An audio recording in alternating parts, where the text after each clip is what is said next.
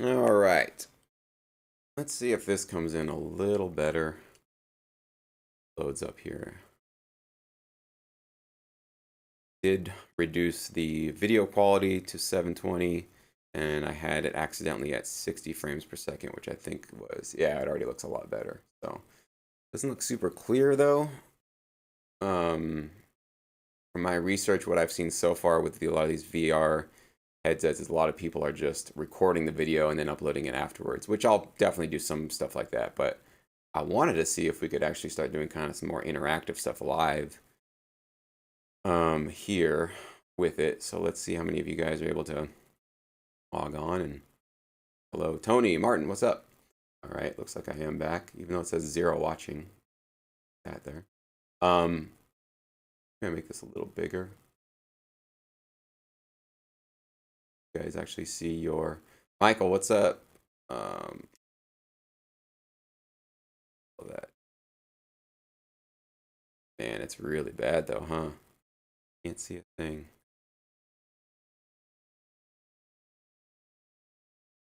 Make it that big, you can barely make out what you guys' text is. So, but that's why I'm doing this, to see what the limitations are, to see how I can possibly try to improve the quality here. Ignore my cat in the background. He's going nuts. I don't think he's taking the quarantine very well. Good morning, everybody. Kevin, Brenda, Chucktown. So, your guys' comments. I'll make this like massively big so that even with the really bad pixelated quality, hopefully you guys can still can see your name and see your comment there. Love now.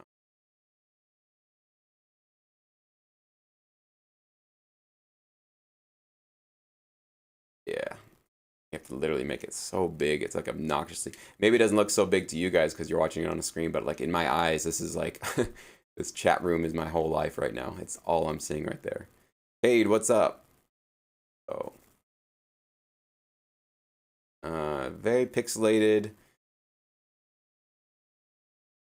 Yeah, it's not really stretched out, Martin. In my view, it actually looks really normal. I mean, everything looks great in here. It's a little bit stretched out, and I think that just has to do with the fact that I'm taking the image from within my Oculus, casting it to an old iPhone that I don't use anymore. That iPhone is getting cast through QuickTime Player into my computer. Then I'm using OBS to grab that QuickTime screen and broadcast it through YouTube. So this is literally 4 levels of reality here coming to make this happen for you. So there's probably some smarter ways to do it. I know that for sure you can stream. I can stream this directly to Facebook. So that's another thing I might want to experiment with. Very interesting perspective. I can read most of it, but some words are hard to read. Yeah, definitely. Yeah, that's definitely a part of the problem here. So, yeah, we got a good stream. Yeah, I think that just has to do with probably the best way to do this, and that's the tricky part I'm finding out about Oculus is that it's so designed for PCs and Android devices. It's really not great for Mac stuff. So trying to get this to work directly with my iMac has been not the easiest thing.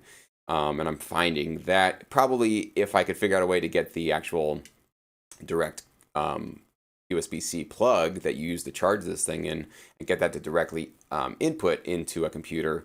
Gamma J, what's up, man? Mark, what's going on?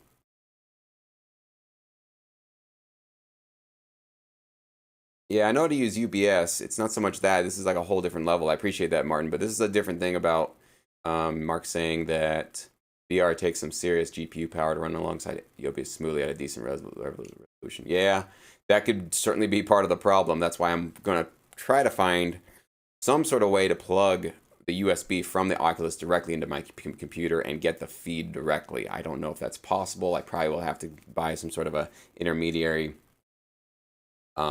device or something like that that can convert the. Of course, my nose always gets itchy when I wear this thing. It might be like something in my head.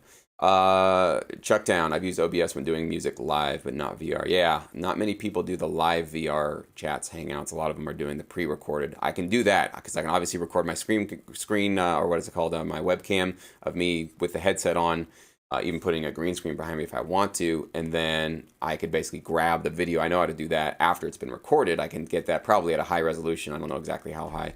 So that would be after the fact I could upload stuff, but we couldn't do this cool thing where we're hanging out live and I'm reading your guys' questions and talking to you guys. I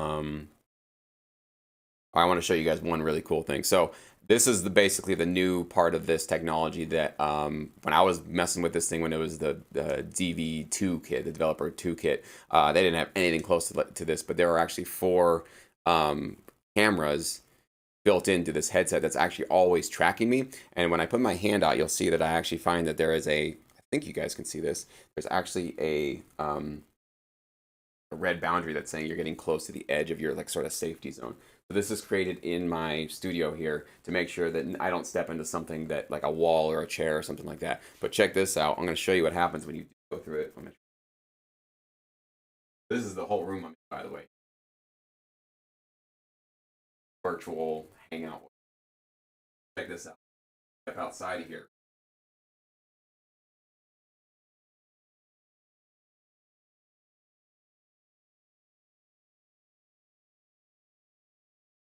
And literally, like you're in, right?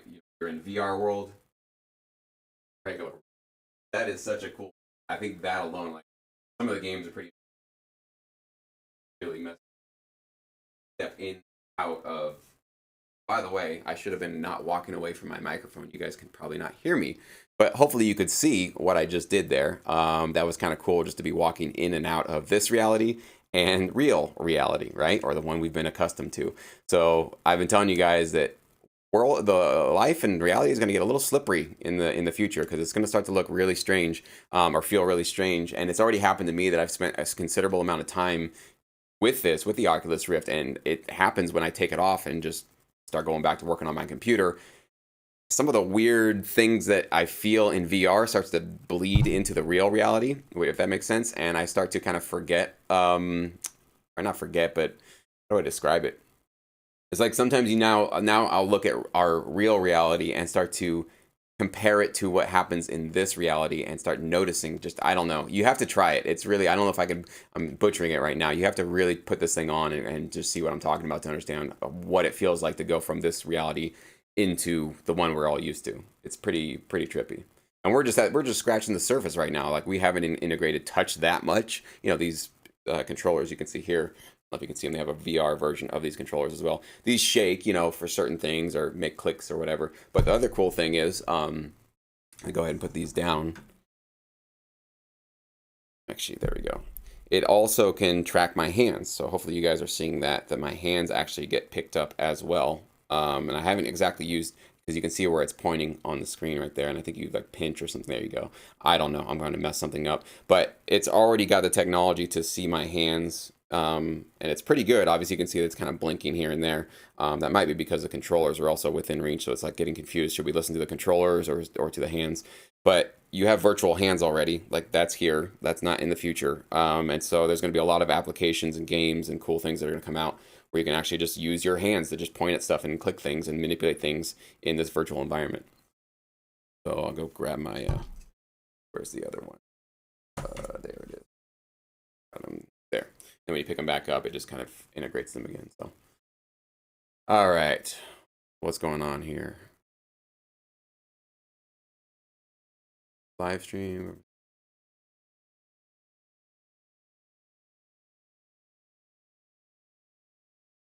Yeah, sorry, you guys probably didn't hear any of that when I was walking back there, but at least you got to see like what happens when that invisible boundary, that safety boundary, dissolves, and you can actually see your other world using just the cameras. Though you're not even looking at it with your real eyes. It's pretty trippy. Have I walked into anything yet? I have not done that. I've definitely been startled. I've been playing something and messing with something, and my cat will come up and start rubbing against me, or my dog, or something like that, and it does kind of throw me off a bit. But no, I've been really good about just when you start this, you can actually create your own. As I said before, you can see this little boundary all the way around you. I just make sure that there's nothing around me. Of course, you got to be careful. Like my dog, she's down here somewhere. You can't see her, but you got to be careful because if you have pets or something, or obviously kids, you don't want to be running around and then somebody comes into your little safety zone. They can't see the safety zone, only you can. So that's why you probably put it in a room or an area where people aren't going to be coming in there. So sorry, making you dizzy. All right, I know this isn't high quality video yet. Needs a skin. Yeah, I don't know. I haven't even messed with that. Maybe you can put skin on it.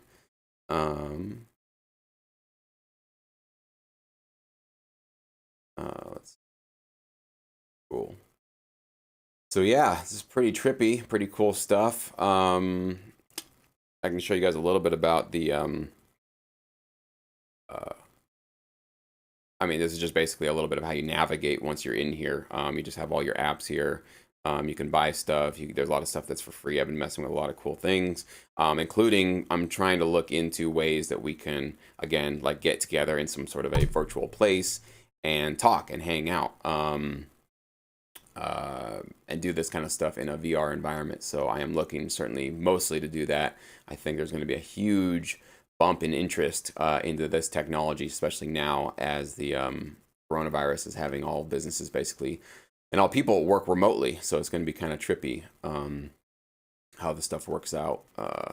I definitely see this as going to be something that's going to really blow up in popularity in the coming weeks. And it's obviously had a lot of it's kind of like the internet.com thing. It got super exploded, all this money went into it. Big bubble, but then it was like, wait a minute, where was the mass wide stream adoption? It didn't happen. So I think people thought, well, it's too early. And, I think 2015, 2016, they thought that's when it was going to blow up, and it didn't, obviously. But we're now, I think, just with this Oculus Quest, I think this is kind of like this is like a breakthrough technology because for the most part, if you guys can't tell, I have no cables attached to me at all. Like, you don't have to have a very powerful computer to run this thing. It's completely wireless. You just charge it up. There are AA batteries that go into the controllers. But again, within a year or two, most of these are going to probably just use your hands, and your hands will be able to control everything. And so this is basically it's detethering us from the need to go buy a $1,500 really powerful computer with a graphics processor and all that stuff. This is basically something that's $600 and you can just turn it on. I mean, setting this up is literally as quick as just plug in your Wi-Fi information and put the headset on and download an app, and that was pretty much it. So it's getting to the point where it's just as easy for anybody without any technical knowledge, and certainly without a gaming computer, to be able to start using this stuff. Yeah, definitely, Michael. I know that doctors are certainly going to start doing this stuff with VR. They're already doing that. A lot of experts are already doing this kind of stuff. You can certainly do, consulting and all that kind of stuff through a VR technology. And I think they are, if I'm not mistaken, I'm sure it's not available for widespread adoption, but I do think that there are sort of remote surgeries already being done through VR and what do we call it, like avatar technologies, where you're basically a doctor is controlling the robot arms in a different location and doing very precise surgery. So if it's not already there, it's certainly on its way, and that's going to be very common for us, that you don't have to have a doctor in your town at your hospital performing your surgery for you. You can literally choose from one in anywhere in the world, as long as they have the technology to be able to allow them to do that. So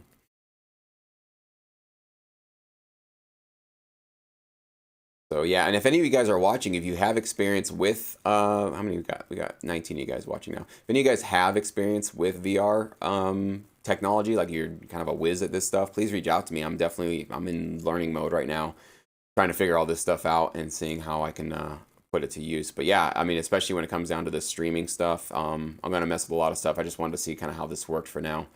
And I'll probably hop off here in just a second. So like it's still going there. So. Trippy. All right, guys. Well, that's pretty much all I'm going to do today. I appreciate you guys being here and being my my test subjects and let me know how this is working. I'm basically going to spend a big chunk of today and research a little bit more. I still have some sync licensing stuff I got to do, so I can't be completely all on this, but I definitely want to improve this video quality. VR setup cost.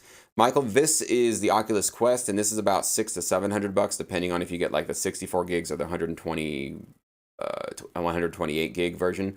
So not cheap, but you think about it, Apple's new phones are $1,100, $1,200. So it's cheaper than a lot of new smartphones, so it's definitely fallen below that level already. So, and you know it's going to go down further. It's going to get to the point where it's 200, $300 probably within a couple years to get this level of technology. And of course, always the brand new stuff, you know, you're going to pay a little premium to be able to get that. So it's pretty cool that it's come down to the point where most people, you know, I'm not saying that $600 is a small amount of money, but a lot of people who spend that kind of money on their smartphones, this is within reach now. You know, you don't before, as opposed to 2, 3 years ago, you had to go get a $2,000 computer and then a $500 or $600 to be able to make this work. This is, like I said, a standalone. So weird. I hear birds chirping. I'm like, is that in the virtual environment or the real one? But now you can do that actually with just $500 or $600. So it's kind of cool that they've eliminated, I don't know, 80% of the cost, you know, 70% of the cost just with this one breakthrough right here. And so you better believe that Vive and all the other manufacturers are going to jump on board here. So no, you don't need a powerful computer anymore, Martin. That's not true. It was before the Oculus. Maybe when we talk about broadcasting, that might be a different thing. But just to use this technology, no. That's why I'm saying this is so breakthrough. You don't have to have the $1,200, $1,500 computer with a big graphics card anymore. It's over. You literally can just do this. This is 600. I think it's $600 for the cheaper one. And I think you're off and running. So. Am I going to record with VR cam? I don't know if that's a specific product, Terry, or if you're just talking about recording just the video of it. I do know how to record this. There's actually a built-in ability to record just what I'm seeing here, and then I can release it later. But I really want to get a really high-quality live video feed so that we can do this more interactively, and we can talk like we're talking right now, which is kind of what I want to go for, as opposed to me, you know, doing something and then and I will do that. Don't get me wrong. I will, you know, whatever, maybe do a tutorial or do something kind of cool and then upload it. But I do want to do something like, you know, live like this. So that's what I have to just figure out. How do I get a more high quality video feed from here into my computer, into OBS, to share with you guys. That would be the homework for today. So how well would this work for collaborating live mixing? I would imagine fairly well, as long as the app made it fairly easy to do. Because you can do right now, guys. I'm not going to do it in this video, but there are places where I can go talk to people in virtual environments. So if there was some sort of a live hangout, you know, and then there was basically an ability right there to go like, okay, you go ahead and share your screen with me, or you basically upload your song or your tracks to this. I mean, and by the way, if any of you are developers, there's a lot of opportunity and a lot of money to be made right now, because I don't know of many people that are doing these kind of things. Like, any idea you have right now, like, wouldn't it be cool if we did this in VR? Probably the answer is yes, and you got to go execute on that. You got to go find somebody to help develop that and get going on that, because this is, again, a tidal wave that's about to launch.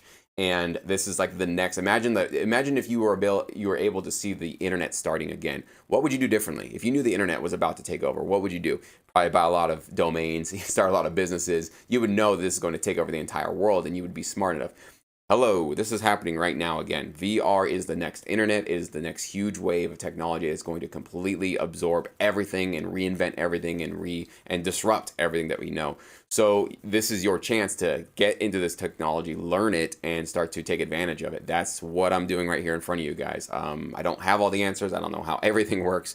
I dabbled in this a few years back, and I just sort of jumped out of it, but I definitely am getting back into it now and getting comfortable with it and learning how to live stream and learning how to do all this kind of stuff, so that I'm ahead of the curve when I see an opportunity to be able to do this kind of thing. So yeah, I think that idea you had, that was a great idea for collaborating, not just mixing, Martin, but just, you know, creating music together, and like, you know, somebody playing a guitar lick and you're playing drums at the same time. You better believe that's all coming, certainly. And if you're not going to create it, you know, you're missing out on some sort of a big thing there. If you feel like that's something you should, you know, at least just dip your toe in the water and see how you can participate in those kind of endeavors. What's up, Chris? Good to hear from you, man.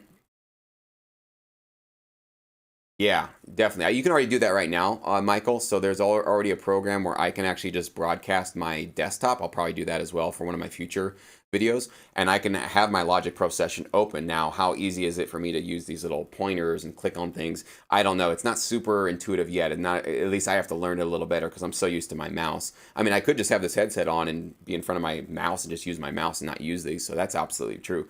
But no, people are working in virtual environments already. That's happening where they can have their computer screen, their laptop screen, and work on whatever they need to inside of an environment like this. Absolutely, it's already happening. And companies are doing that too, so they can have their coworkers in the same place if they need to talk to each other or just be a little bit more social, kind of being in a virtual coffee shop. It's a cool thing, right? All right. Darwin, email me, man. If you guys have any customer service questions, I don't do any of that here on YouTube. So Jesse at syncmymusic.com. Email me, man. I'll help you out, hook you up, whatever it is you need. We'll get it figured out.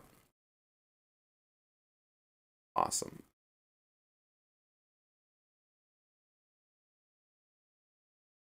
Yeah, I think you can do that. You're going to be able to do edits live and control faders. Absolutely, you can do all that right now. I just don't know what the app is, if there is an app that's there, but absolutely, that seems like something we could do right now. We have the technology to do that. Researching VR, yeah, absolutely. What's up, Mark?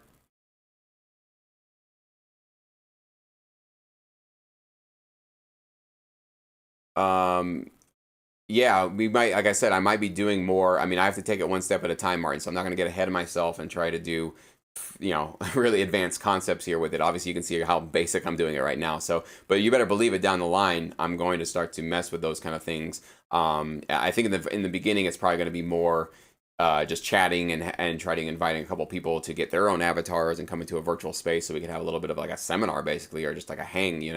So that'll probably be step one, and then down the road, be like, all right, if people want to collaborate, I got to figure out if there are apps that can do that, if I don't know, if it's feasible, all that kind of stuff. So yeah, definitely. I mean, I'm glad you're thinking about this though, but this is the kind of stuff that we should be problem solving and thinking about right now. So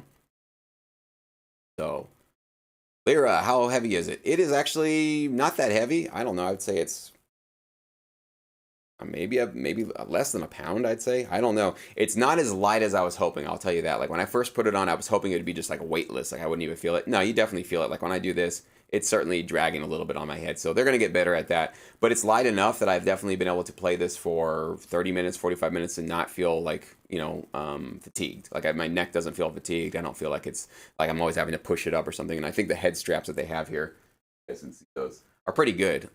They sort of have the weight evenly distributed that way. So, what's up, Mark? What's going on? We are going into the new decade here, man, with some new technology. That's what's going on.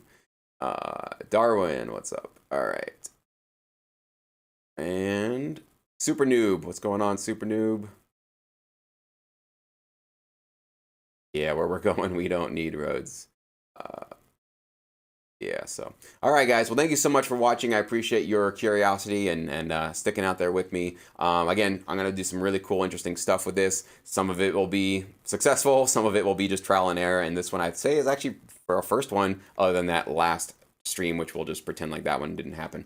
But not bad for our first stream. So I'm gonna definitely just go up from here and try to improve the quality for you guys. So just want to just expose you guys to what I'm looking at, what I'm interested in, and where I see some really cool opportunities moving forward. So I hope you guys all have a great day, and we will chat very soon.